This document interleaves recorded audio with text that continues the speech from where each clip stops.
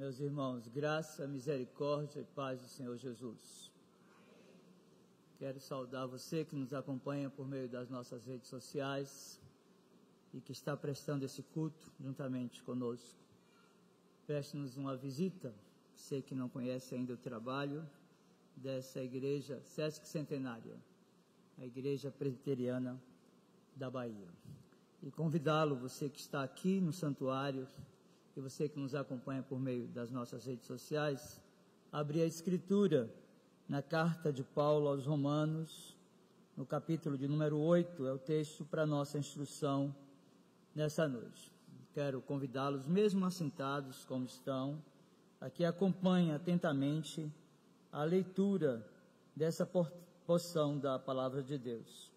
E pedir a você que mantenha a sua Bíblia aberta para acompanhar verso por verso a exposição dessa porção da Palavra de Deus. Romanos, capítulo de número 8, a partir do 18 e até o 25, é o texto para nossa instrução e reflexão nessa noite.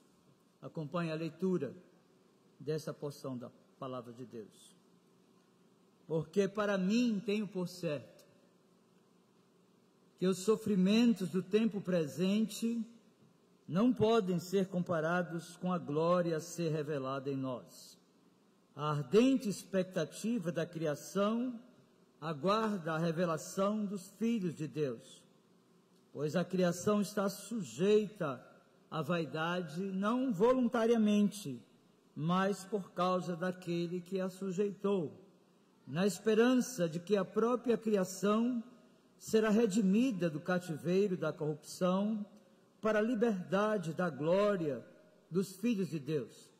Porque sabemos que toda a criação a um tempo geme e suporta angústias até agora. E não somente ela, mas também nós, que temos as primícias do Espírito, igualmente gememos em nosso íntimo, aguardando a adoção de filhos, a redenção do nosso corpo, porque na esperança fomos salvos. Ora, esperança que se vê não é esperança, pois o que alguém vê, como espera?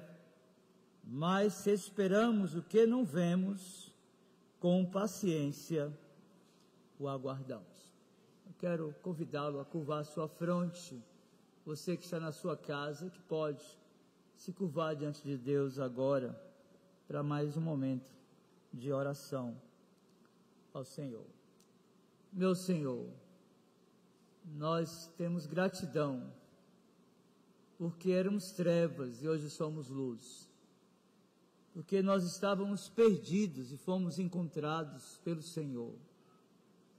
Nós vivíamos, Senhor, como ovelhas sem pastor, mas o bom pastor, o Senhor Jesus, nos encontrou e nos trouxe ao redil das ovelhas.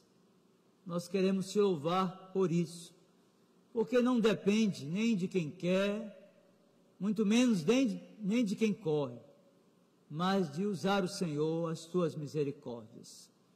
Obrigado, Senhor, porque as tuas misericórdias nos alcançaram, e nós tivemos os nossos olhos aclarados, os nossos ouvidos desimpedidos, e compreendemos o nosso estado vil, reconhecemos os nossos pecados, e confessamos os nossos pecados a Ti, e os deixamos, e temos buscado viver segundo o padrão da Tua palavra.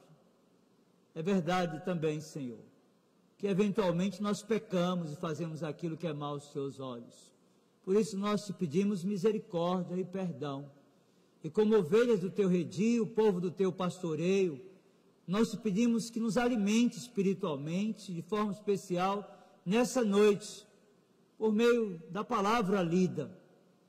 Que esse fragmento desta carta seja um instrumento poderoso do Espírito, à proporção de que ele seja lido, explicado. Nós suplicamos que o Espírito aplique-o ao nosso coração, para o nosso deleite, para a nossa edificação, para a glória de Cristo e para a salvação dos eleitos. Faz aquilo que te convém fazer, Senhor, nessa noite.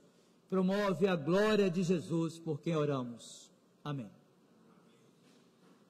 Meus irmãos queridos, pensarmos que os dias de sofrimento em decorrência da pandemia do coronavírus, que assolou a humanidade e ceifou cerca de 20 milhões de pessoas da população mundial, e que gerou um sofrimento atroz a esta geração, não nos credencia ao direito de pensarmos nesta geração como desafortunada, já que esta afirmação nos colocaria numa condição de negarmos que as relações desta aflição com outros períodos da história da vida humana também vai nos provar que a humanidade pós-queda sempre conviveu com pandemias e formas distintas de sofrimento. Bactérias, vírus e outros micro-organismos já causaram estragos tão grandes à humanidade quanto as mais terríveis guerras, terremotos, erupções e vulcões. Devemos nos lembrar da peste negra, também conhecida como a peste bubônica, causada por uma bactéria comum em roedores como rato, e que ceifou 50 milhões de pessoas entre 1333 e 1351, tanto na Europa como na Ásia.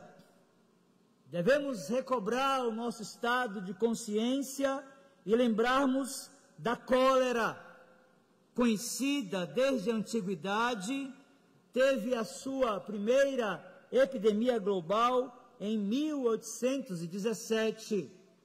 Devemos lembrar da tuberculose, que eliminou 1 bilhão de pessoas entre 1850 e 1950.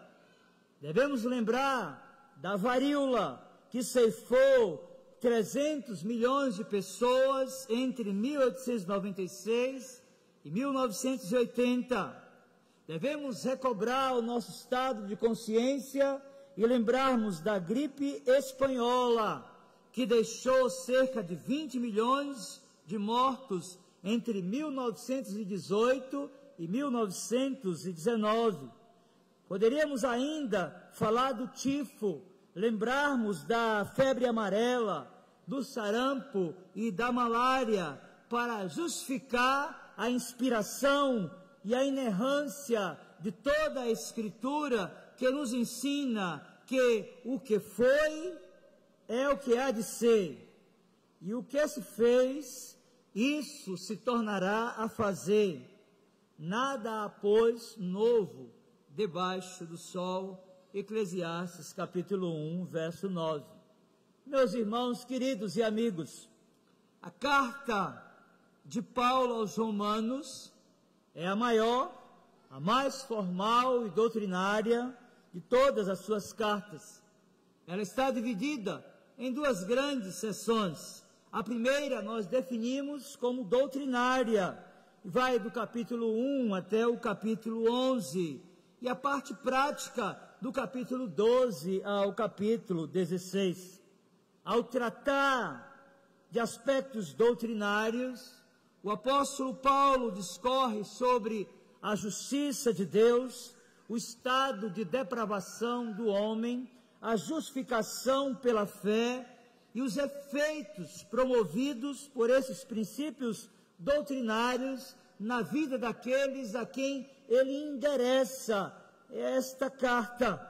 Meus irmãos, à proporção que lemos esta carta e mergulhamos no capítulo 8, nós percebemos que nesse fragmento que foi selecionado para a exposição dessa noite, ele inicia abordando esta passagem, fazendo uso de uma linguagem comparativa.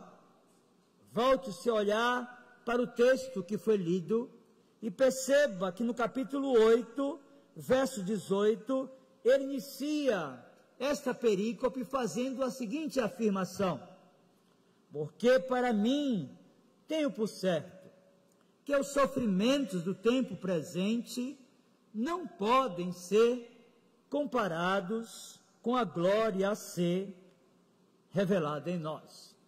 Meus irmãos, o verso 18, tão conhecido da igreja, traz para os afeiçoados a hermenêutica, que é a ciência da interpretação, ou aqueles que têm uma relação de interpretação da Escritura, a manifestação da profunda convicção do apóstolo Paulo, revelada aqui pela certeza de que havia no seu coração a consciência de que há um abismo que separa a realidade presente do cristão com aquela ansiada e aguardada com expectativa que reside apenas no porvir. Inicialmente, o apóstolo discorre sobre as aflições do tempo presente. E a pergunta que exige uma resposta é: que tipo de aflição o apóstolo Paulo está tratando aqui? Meus queridos, como um bom judeu, como um exímio teólogo na essência do termo, ele tinha a sua mente carregada de informações do Antigo Testamento e preservava a consciência de que a principal causa do sofrimento humano é o pecado original, potencializado pelo pecado factual. Meus irmãos, há sem dúvidas uma quantidade significativa de passagens bíblicas que revelam que a presente condição é propensa a ocorrências que naturalmente conduzem uma quantidade infinda de pessoas ao sofrimento. Se fizermos um rápido passeio à Escritura, nós percebemos, por exemplo, que no Antigo Testamento, o salmista, pela inspiração divina, no Salmo 34, verso 19, disse que muitas são as aflições do justo, mas o Senhor o livra de todas. Meus queridos, o Novo Testamento, há muitas passagens que ratificam esta informação. O próprio Paulo, escrevendo à igreja de Corinto, na segunda carta, no capítulo 1, verso 3 e 4, falando do sofrimento comum ao gênero humano, ele disse: bendito seja o Deus e Pai de nosso Senhor Jesus Cristo, o Pai de misericórdias e Deus de toda consolação.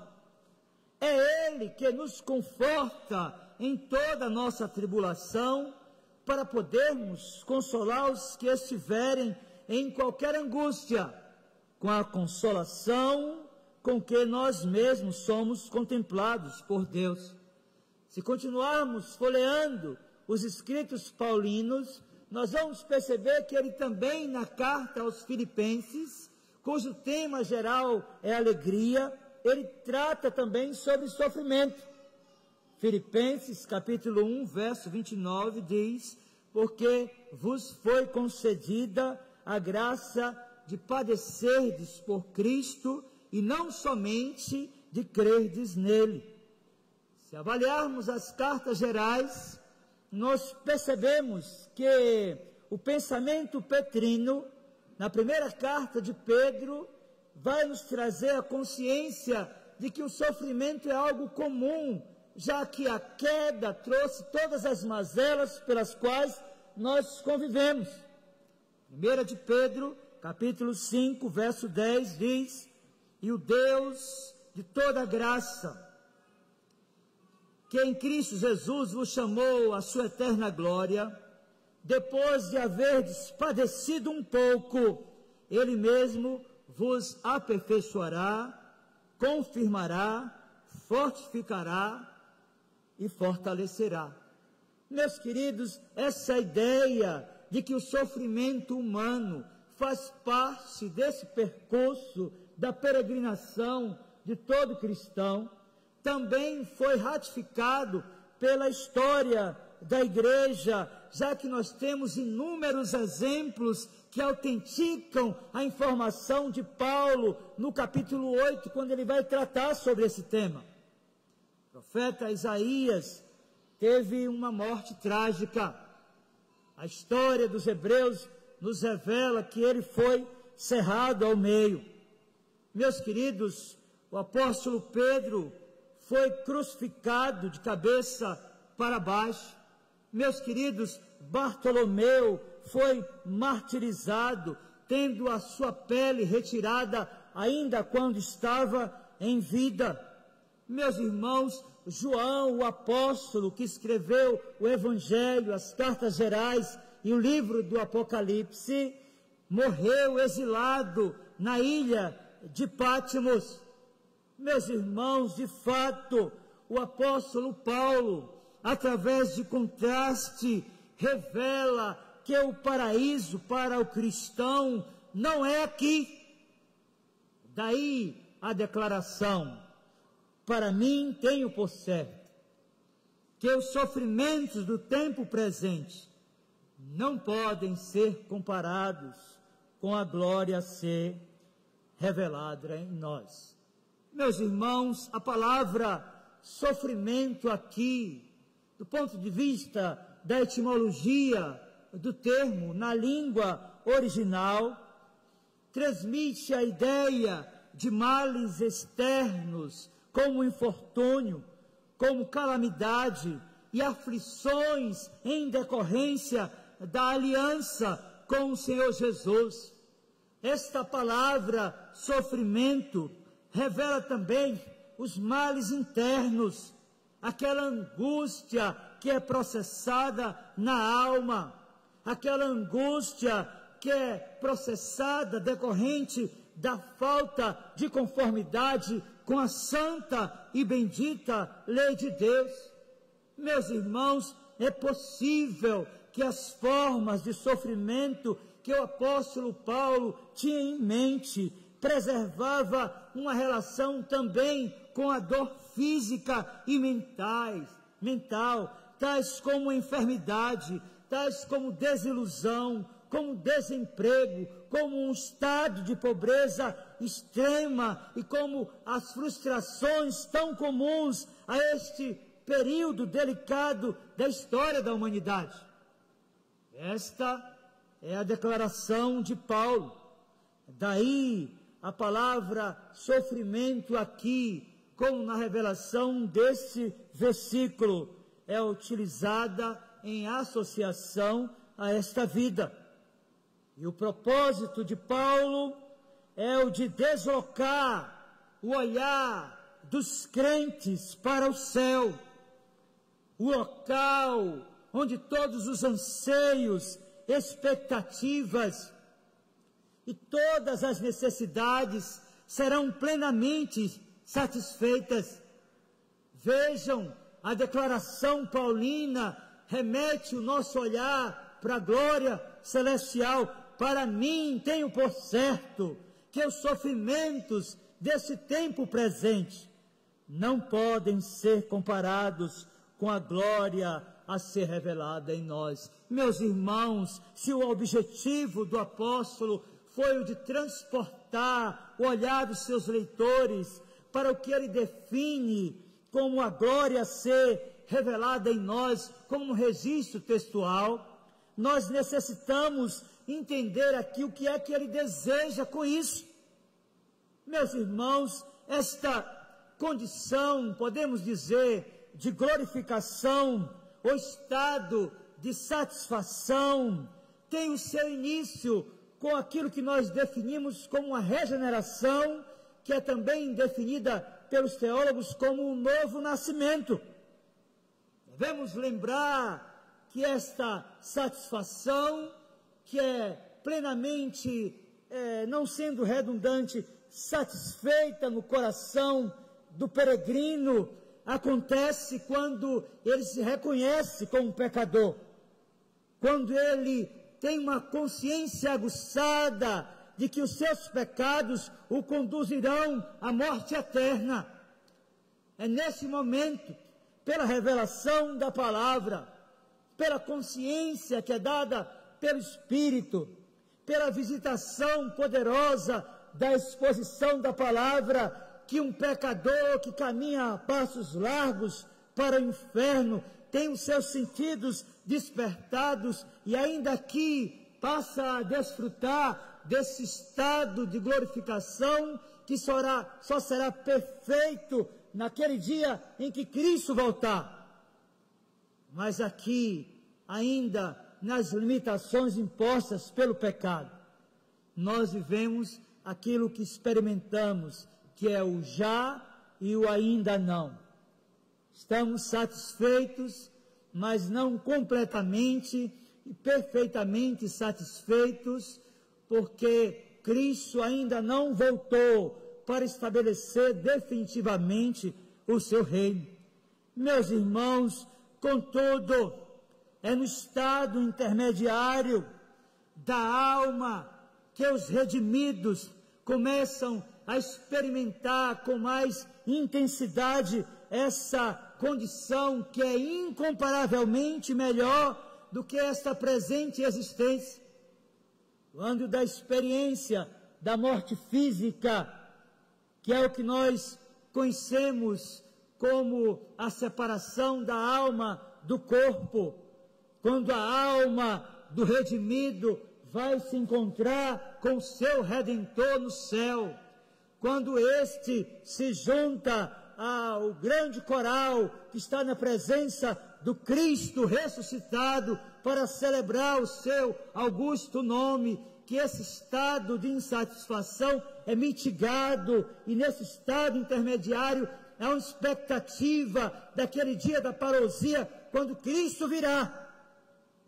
Daí compreendermos, meus irmãos, que esse estado intermediário, ele é real, e nós não temos em absoluto nenhuma dúvida disso.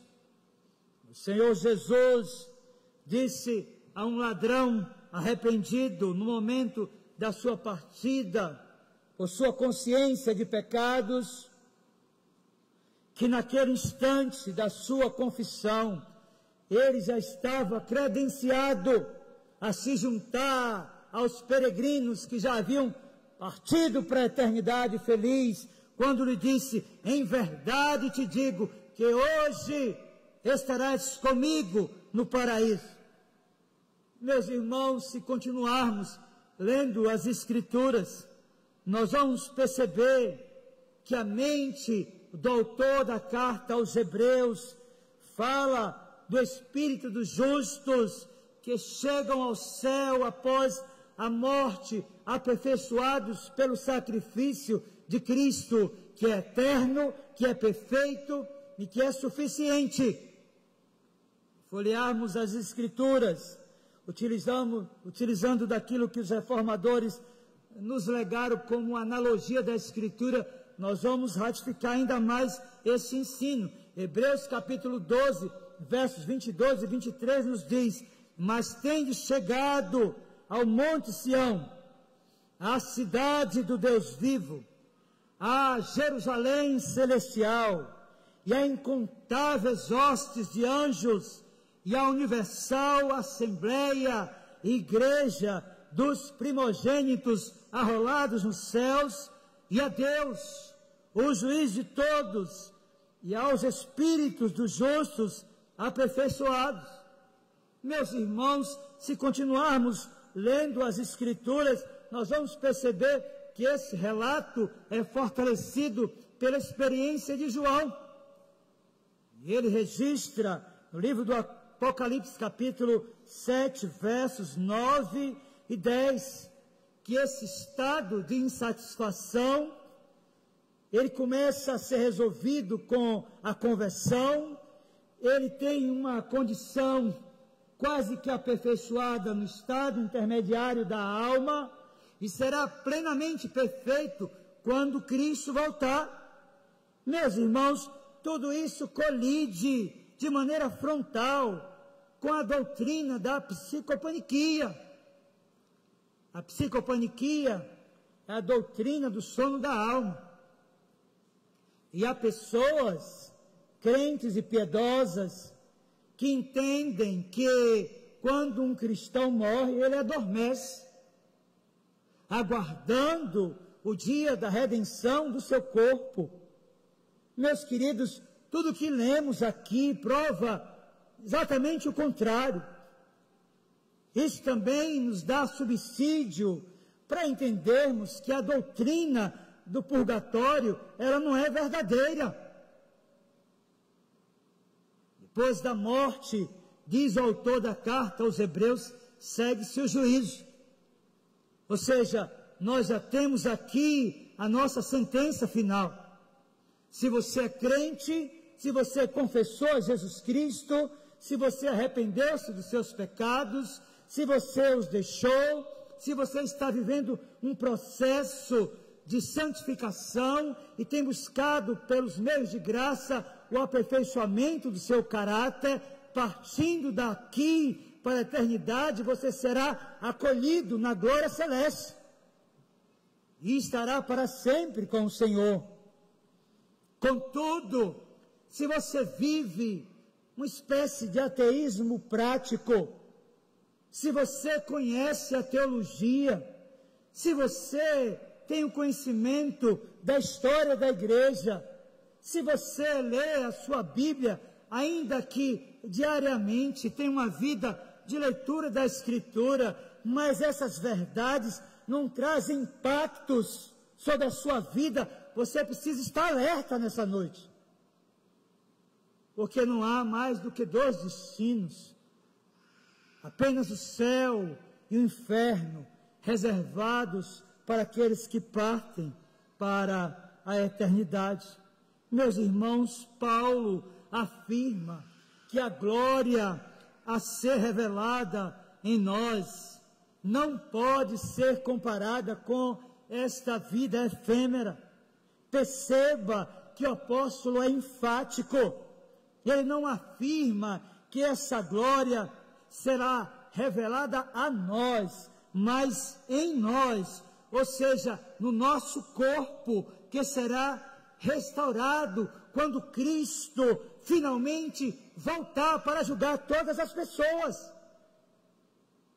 Esta é a declaração de Paulo. E esta declaração da restauração do reino, que envolve também o nosso corpo, ganha visibilidade na sentença seguinte. Volte o seu olhar para a sua Bíblia, agora versos 19 ao 22, de Romanos capítulo 8, e veja o que diz a palavra de Deus. A ardente expectativa da criação aguarda a revelação dos filhos de Deus, pois a criação está sujeita à vaidade, não voluntariamente, mas por causa daquele que a sujeitou, na esperança de que a própria criação será redimida do cativeiro da corrupção para a liberdade da glória dos filhos de Deus. Porque sabemos que toda a criação, a um só tempo, geme e suporta angústias até agora.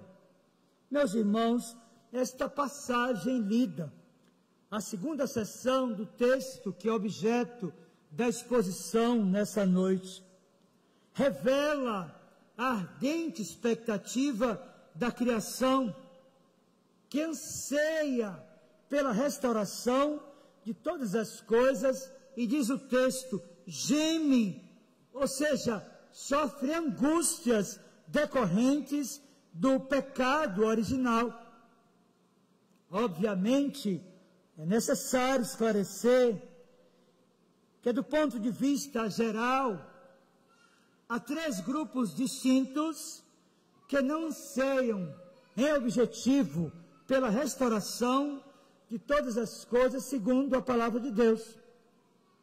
O primeiro grupo que não anseia por esta restauração, que não geme sofrendo angústia, são os anjos que não foram destituídos da condição geral, pois não foram entregues à vaidade.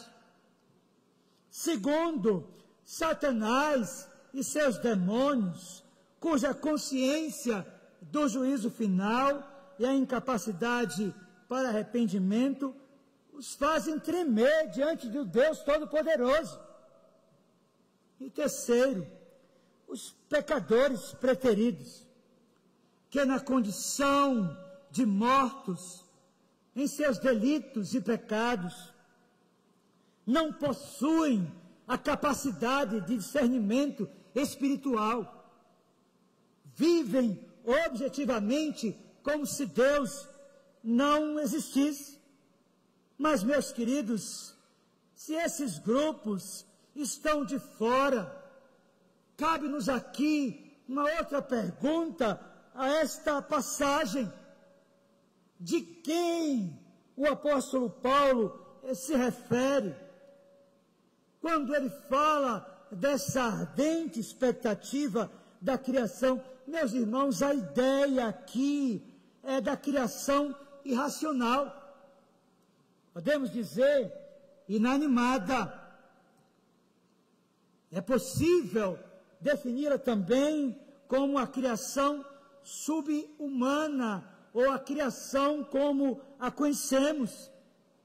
Obviamente que nos vem outra pergunta: mas pastor, como uma criação não inteligente pode aguardar com expectativa a redenção de todas as coisas?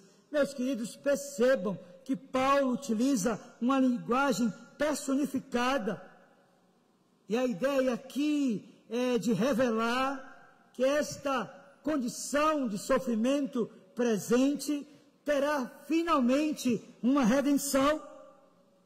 Meus irmãos, esta segunda estrofe revela a extensão da desobediência humana. Esta segunda estrofe revela as consequências do pecado humano, que também atingiu toda a criação. E isso pode ser visto através do relato do Gênesis. Se folhearmos a palavra de Deus, lá no Gênesis capítulo 3, a partir do verso 17 e até o 19, nós vamos perceber como os efeitos do pecado foram maléficos e danosos. A sentença não foi só sobre a mulher. A sentença não foi apenas sobre o homem. A sentença não atingiu também a serpente. Mas aquilo que afetou a criação também trouxe dano ao cosmos, que também foi afetado pelo pecado. Gênesis capítulo 3, versos 17 a 19 diz: e Adão disse: visto que atendestes à voz de tua mulher, e comeste da árvore que eu te ordenara não comesses, maldita és a terra por tua causa, em fadigas obterás dela o sustento durante os dias de tua vida. Ela produzirá também cardos e abrolhos, e tu comerás a erva do campo. No suor do rosto comerás o teu pão, até que tornes a terra, pois dela foste formado, porque tu és pó, e ao pó tornarás. Meus irmãos, esse relato do Gênesis nos mostra o quanto o destino da natureza está subjugado ao do homem. É possível perceber a proporção que lemos esse fragmento da narrativa lá da criação e da queda, que a queda trouxe sofrimento ao ser humano. Isso se estendeu à criação geral, a terra foi amaldiçoada e até hoje sofre os danos do pecado original. Meus irmãos, o apóstolo Paulo afirma que a criação está sujeita à vaidade. Obviamente que precisamos entender o que é que Paulo quer comunicar com essa ideia de vaidade. E a palavra vaidade aqui, como na língua original, é metaiotes, cujo conceito é de fragilidade, cujo conceito é de falta, cujo conceito é de ausência de vigor, ou seja, o pacto ou a maldição do pacto das obras se estendeu também ao plantio e à colheita. Isso termina justificando o déficit econômico que temos no nosso país, de milhões e bilhões de reais que são desperdiçados todos os anos e são canalizados para mitigar os efeitos do pecado sobre a criação geral. Meus irmãos, Paulo está afirmando aqui que a própria criação aguarda a redenção de todas as coisas e como a criação especial que é o ser humano também geme aguardando a redenção de todas as coisas. Daí a afirmação, dentro dessa linguagem paulina, que sustenta a ideia de contraste quando ele diz: porque para mim tenho por certo que os sofrimentos do tempo presente não podem ser comparados com a glória a ser revelada em nós. Meus irmãos, a Escritura vai nos mostrar e ele volta a trazer uma mensagem de esperança, e a linguagem agora é de uma mulher gemendo como se estivesse sentindo dores de parto. Percebam o registro revelacional. Agora versos 21 e 22 de Romanos, capítulo 8, que diz: na esperança de que a própria criação será redimida do cativeiro da corrupção para a liberdade da glória dos filhos de Deus, porque sabemos que toda a criação a um só tempo geme e suporta angústias até agora. Meus irmãos, nós sabemos, bem sabemos, que o gemido é um indicativo de sofrimento.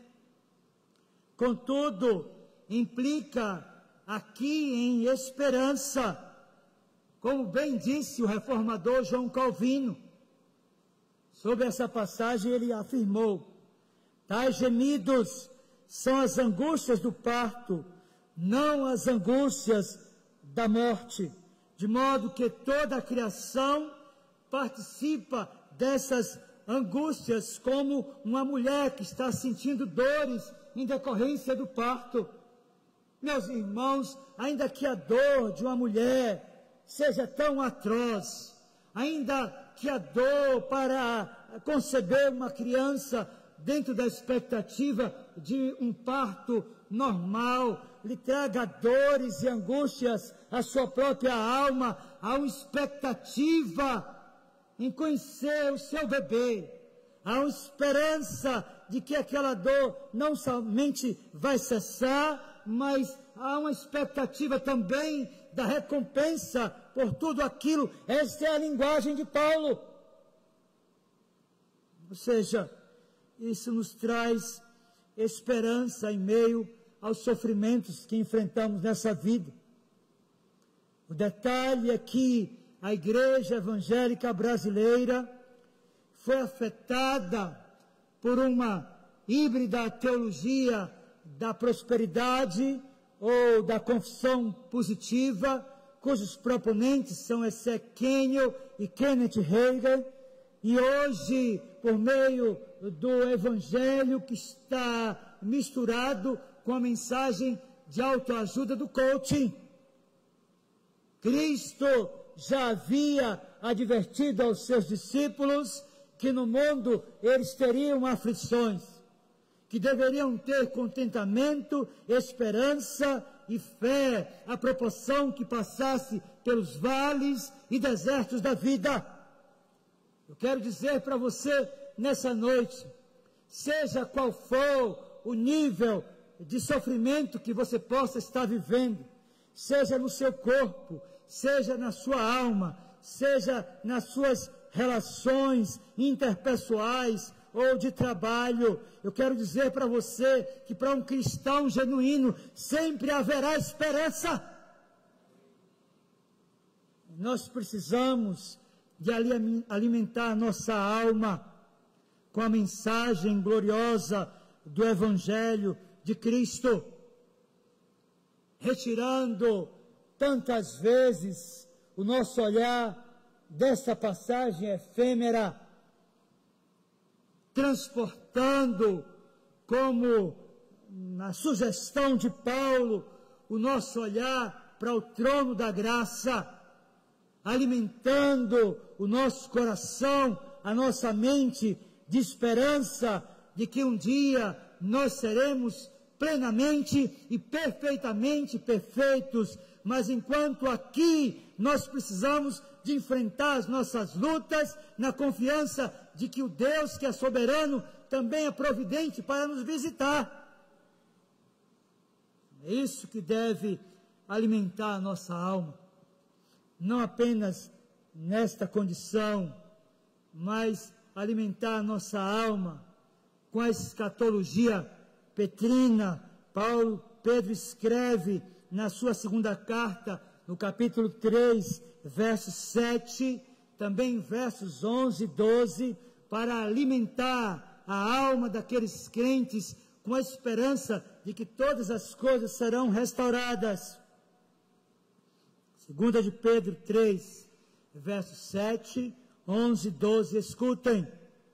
Ora, os céus que agora existem e a terra, pela mesma palavra, têm sido entesourados para fogo, estando reservados para o dia do juízo e destruição dos homens ímpios, visto que todas essas coisas hão de ser assim desfeitas, deveis ser tais como os que vivem em santo procedimento e piedade, esperando e apressando a vinda do dia de Deus, por causa do qual os céus incendiados serão desfeitos e os elementos abrasados se derreterão. Meus irmãos, nesse glorioso dia, no dia da parousia, quando os anjos, ao som dos clarins, anunciarem que o reino será restaurado e que Cristo está voltando para julgar todas as pessoas, nesse dia a criação será rejuvenescida e tornará a proporcionar harmonia. Tudo isso ocorrerá quando as profecias segundo a vinda de Cristo se cumprirem, e nós podemos dizer que devemos estar preparados, já que existe um cenário sendo montado para que Cristo volte. Isaías alimentou o coração do povo de Israel no período do cativeiro babilônico e assírico, com a esperança do Cristo que viria para restaurar todas as coisas.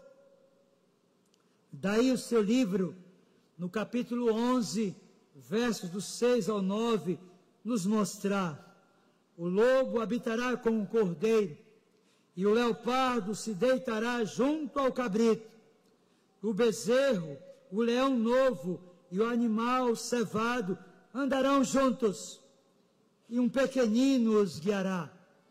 A vaca e a ursa passarão juntas, e as suas crias juntas se deitarão. O leão comerá palha com o boi, a criança de peito brincará sobre a toca da áspide, e o já desmamado meterá a mão na cova do basilisco. Não se fará mal, nem dano algum, em todo o meu santo monte, porque a terra, vejam, porque a terra se encherá do conhecimento do Senhor, como as águas cobrem o mar. Meus irmãos, a última sessão do texto que é objeto da exposição do sermão dessa noite apresenta de forma mais enfática e clara esse contraste que nós definimos como o já e o ainda não. Temos satisfação, mas não estamos plenamente satisfeitos. Somos felizes, mas não plenamente felizes, porque o pecado ainda exerce sobre nós a sua influência.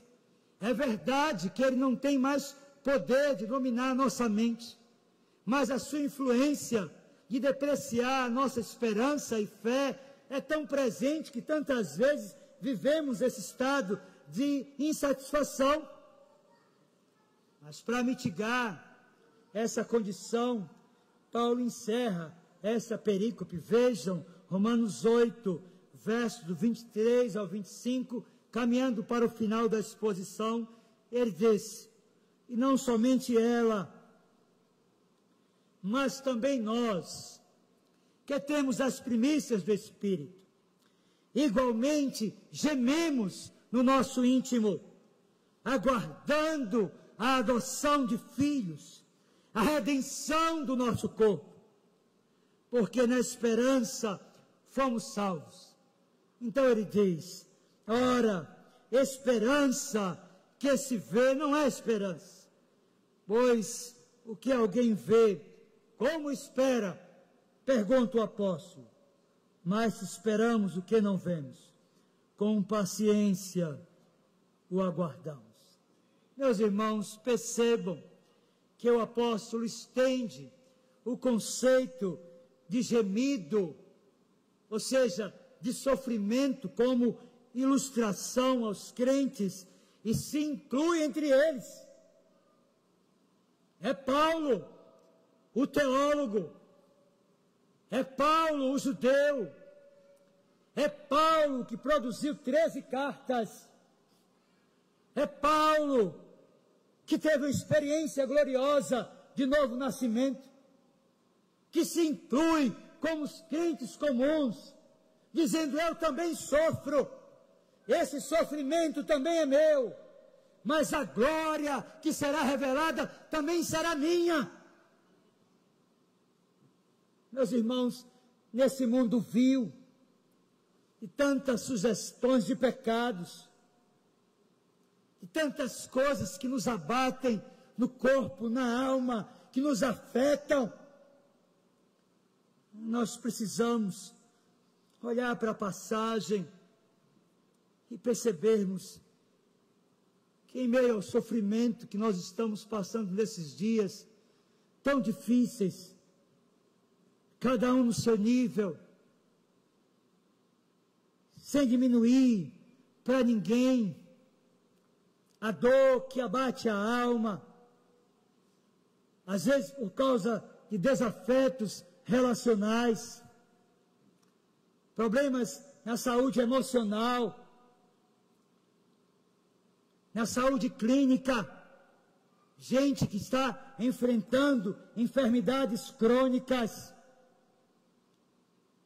que sofrem por ver um filho criado na igreja e que se afastou, e cujos princípios agora não são mais aqueles ensinados no culto doméstico. Meus irmãos, para toda forma de sofrimento humano, sobretudo para aquele que um dia nasceu de novo, que confessou a Jesus Cristo como Salvador, todo sofrimento um dia terá fim. E a proporção que lemos a Escritura, nós precisamos de assumir o nosso status de filhos e lembrarmos que fomos adotados na família de Deus. Capítulo 8, verso 17, eu acho que buscando oxigenar a sua mente da esperança gloriosa do Evangelho, Paulo disse: ora, se somos filhos, somos também herdeiros, herdeiros de Deus e co-herdeiros com Cristo. Se com Ele sofremos, também com Ele nós seremos glorificados. Meus queridos, para compreender melhor o significado desta última sessão e o que Paulo quis comunicar aos seus leitores, e qual a relação desse fragmento desta carta conosco, nós precisamos entender o que é que ele entendia como esperança. E a esperança, a proporção do registro revelacional, nos traz a ideia de um sentimento ou de um desejo intenso de algo que se concretizará. A esperança aqui define alguém capaz de tornar algo desejado, algo concreto. A esperança aqui sinaliza a ideia de algo que se espera com grande expectativa. E o termo esperança, no contexto da passagem, se adequa a esse terceiro conceito, que é um conceito escatológico, ou seja, a esperança final do crente não deve ser nunca de ter uma vida plena e satisfeita aqui. Ou seja, deixem de acreditar no slogan do pare de sofrer. Cristo não ensinou que nos tiraria do sofrimento. Ele disse que estaria conosco em todo o sofrimento, como esteve com Daniel na cova dos leões, como teve com seus amigos na fornalha ardente, e como estará comigo e com vocês à proporção que acolhemos a sua mensagem gloriosa. Meus irmãos, nós iniciamos essa mensagem destacando alguns momentos em que a humanidade enfrentou terríveis epidemias.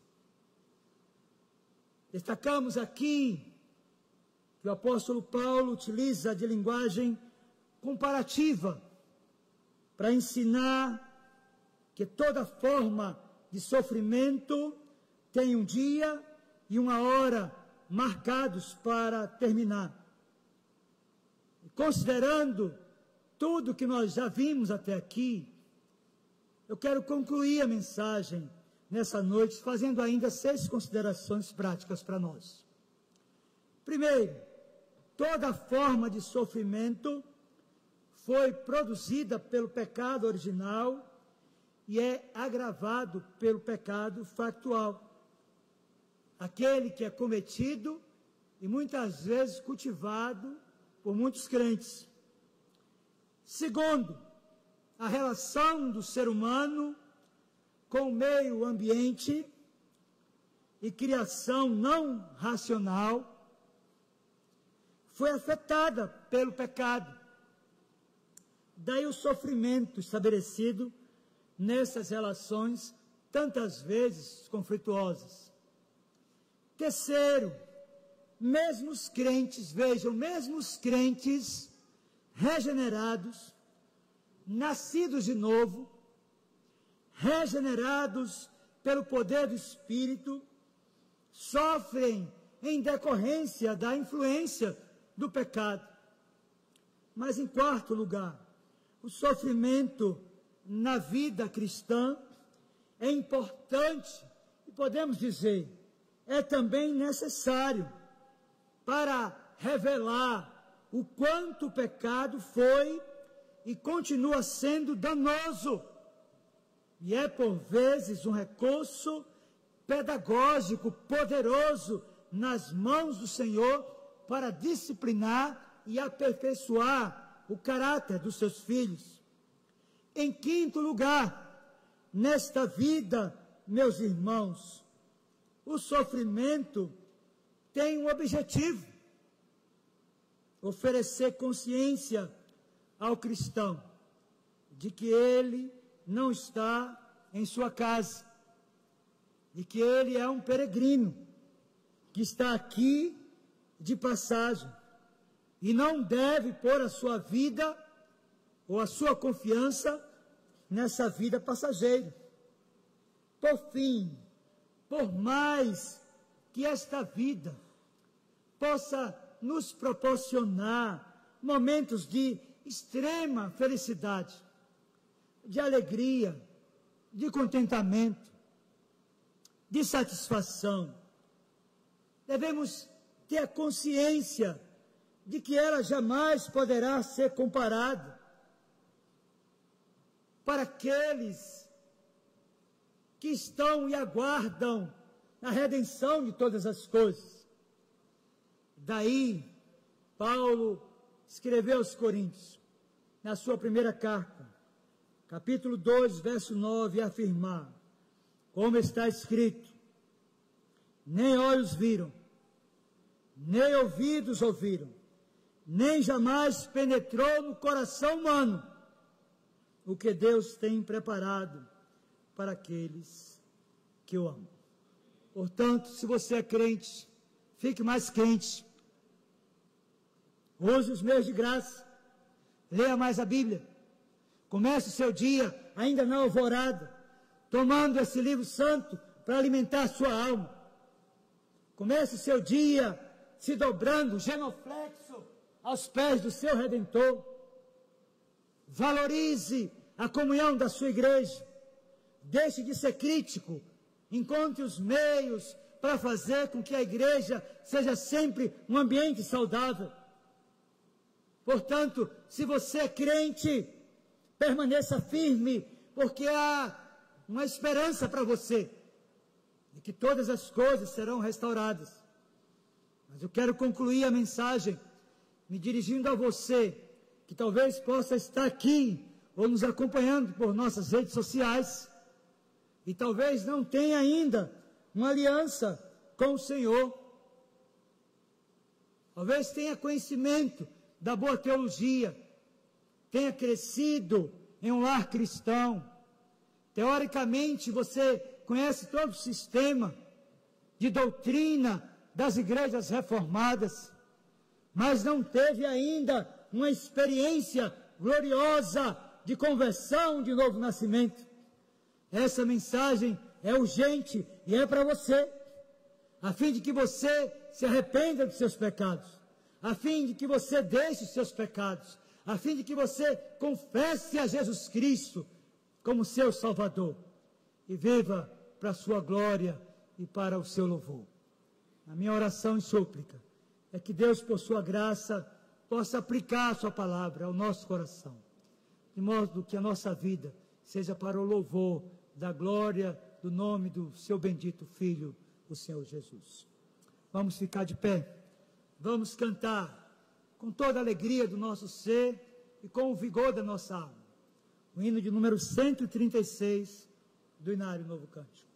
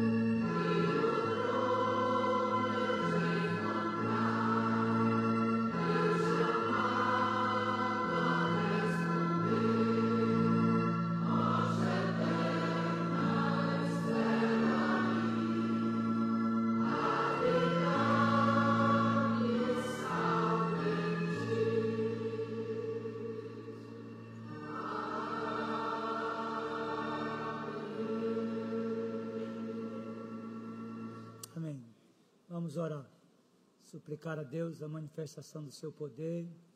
Eu quero orar por você, quem sabe, que tem entrado aqui vivendo um grande sofrimento. Talvez o maior sofrimento da sua vida, um grande dilema na sua alma, no seu corpo, nas suas relações. Vamos suplicar a Deus que tem poder para gerar consolo e conforto, que faça isso para o louvor da glória do nome do seu Filho. Meu Senhor, nós louvamos, bendizemos e exaltamos o teu glorioso, majestoso, poderoso nome, pelos teus feitos poderosos e maravilhosos, porque quando estávamos perdidos, o Senhor nos achou. Quando estávamos mortos, o Senhor nos deu vida. Nós estamos aqui, Senhor, carregando as nossas marcas, as nossas lutas, enfrentando os nossos vales e desertos, compreendendo pela palavra que o nosso olhar deve estar voltado para Ti, porque o Senhor nos prometeu que estaria conosco todos os dias e até a consumação dos séculos. Nós pedimos por essa pessoa que entrou na Tua casa hoje sem esperança, enfrentando o seu grande dilema, e que carece de uma ação supranatural, poderosa, especial, do Teu Espírito, Senhor. Deus, visita esta pessoa, na sua saúde emocional, clínica, relacional, restabelece a sua fé, aumenta a sua esperança e confiança em Ti, e faz com que volte o seu olhar para o trono da graça do Senhor, de onde emana todo o poder. Manifesta o Teu poder, Senhor, também na vida daqueles que ouviram a mensagem, que têm conhecimento da verdade, por sua capacidade cognitiva, mas essa verdade ainda não desceu ao coração, não gerou arrependimento de pecados. Deus faz essa obra que nenhum homem pode fazer, convencendo essa pessoa do seu pecado, dando a capacidade de arrependimento e de confissão do Teu glorioso nome e do nome poderoso do Teu Filho Jesus. Faça isso, Senhor, para que Jesus Cristo seja edificado, glorificado. Abençoe esta igreja, tão importante na sua história e na sua missão. Concede sabedoria ao seu pastor e ao nosso conselho, Senhor, para que haja congraçamento, para que haja paz, para que o Teu povo caminhe em harmonia e que as diferenças de visão sejam mitigadas, atenuadas pela graça a nós revelada na pessoa de Jesus.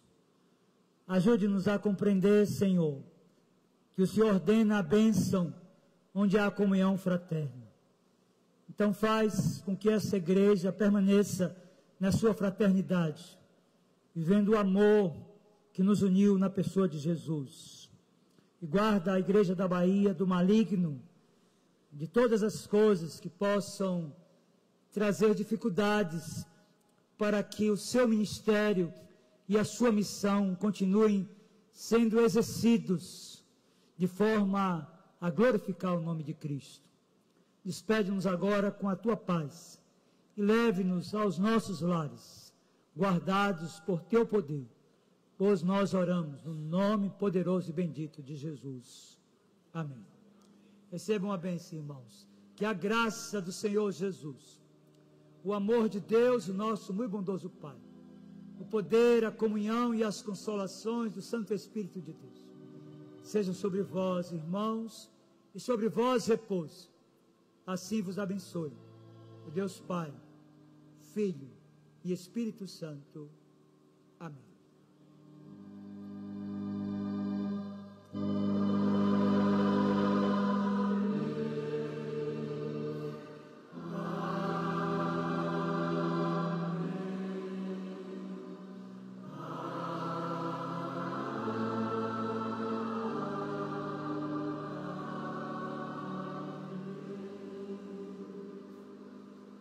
Podem sentar, meus irmãos. Meus queridos, eu vou passar a palavra para o presbítero Et, que vai fazer a apresentação dos visitantes, dar os avisos, e nós vamos retirar, estou acompanhado da minha esposa, Luciane, nós vamos ainda na congregação Cidade Universitária para rever os irmãos. Não dá dar tempo de pegar o cafezinho lá, tá bom? Deus abençoe vocês, seja uma semana maravilhosa para todo mundo, em nome de Jesus.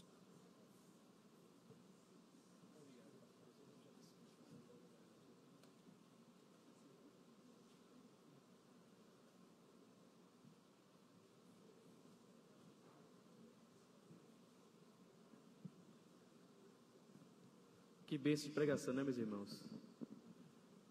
E uma das semelhanças da pregação de manhã, o nosso pastor Leandro falou, né, que nosso sofrimento tem data de vencimento, né? E nossa esperança há de chegar em breve. Nossa vida aqui na terra é curta, em comparação à glória eterna. Por isso que a palavra de Deus que não tem comparação. Os sofrimentos aqui não tem comparação a que Deus tem nos reservado, né? Então, meus irmãos, nos apeguemos a essa esperança, né? Porque o que passar aqui, sofrimento, tem data de vencimento, vai acabar.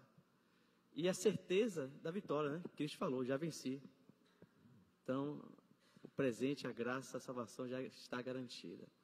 Meus irmãos, quero dar as boas-vindas àqueles que nos visitam, aqueles que nos visitam podem estar de pé, para que podemos dar as boas-vindas. Tem umas irmãs que pudessem alguns irmãos cumprimentar nossa irmã ali. Seja bem-vinda, viu? A outra irmã aqui também. Sejam bem-vindos. Se não tiver uma igreja, a igreja aqui está de portas abertas para recebê-los e fazer parte desse povo de Deus. Mas se já tiver uma igreja, que leva nossa saudação, nossos abraços. Vamos aos avisos, né? Nosso diácono Rubens está dizendo que tem um chá lá embaixo. Se os irmãos quiserem experimentar um chá delicioso e a comunhão lá embaixo. Nós também temos alguns avisos aqui, né? Lembrando aqui do evento que a SAF está promovendo, uma evangelização, dia 4 de outubro, às 8h30, local Centro Histórico Pelourinho. Né? A saída vai ser aqui na porta da igreja. Então, se os irmãos puderem participar desse evento tão abençoado, tão importante. Quem tem a experiência de evangelizar sabe o quanto é gratificante, quanto Deus está no controle. Se você tem se preocupado em o que dizer, só testemunhe a sua própria experiência. Divulgue, evangelize, e Deus vai te dar sabedoria. E temos aqui também a campanha da Bíblia, né, que a SAF vai ser utilizada, né, vai utilizar para doar. Necessita adquirir 100, né, Bíblias, que serão doados aos irmãos Neide Cardoso, que puder ajudar a comprar essas Bíblias, um valor de apenas R$10 cada uma. E lembrando que terça-feira temos reunião de oração às 6h30, quarta-feira temos culto de doutrina às 19h, sábado às 18h30. E no domingo que vem teremos um evento importante, que é a eleição dos presbíteros, que a igreja pode continuar em oração para que seja feita a vontade de Deus, para que Deus eleja aquele que Ele quer que pastoreie a igreja dele. Vigília, sexta-feira agora, né? É dia 27, né? 26. Tem vigília, sexta-feira, agora. Meus irmãos, também se preparem, muito importante. É que horas? De que hora? 19 até 23, né? 19 até 23. Sexta-feira. Então, quem trabalha, dá para vir participar. É muito gratificante. Traga os seus pedidos de oração também. Vamos orar por você também, por todo mundo. Continuar orando. A casa do Senhor é a casa de oração.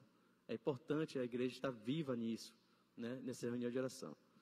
E eu quero também dar um aviso aqui de agradecimento. Meu pai pediu para agradecer a igreja pelas orações. Logo depois do culto, no início da tarde, ele recebeu alta. Então, glória a Deus. Ele já está em casa, mas ainda vai ficar com a sonda, né? Por uma semana, se recuperando. Então, ele agradece muito pela oração da igreja, né? Deus move. A oração de justo pode muitas das coisas, né? Como Deus fala. Deus inclina o ouvido à sua igreja e Ele tem prazer de atender a tua igreja. Então, meus irmãos, que a gente continue a oração. Temos a vigília, vamos lá, né? Não esqueça do chá, viu? Que Deus abençoe a vida de cada um. Tenha uma semana abençoada, tranquila e de paz.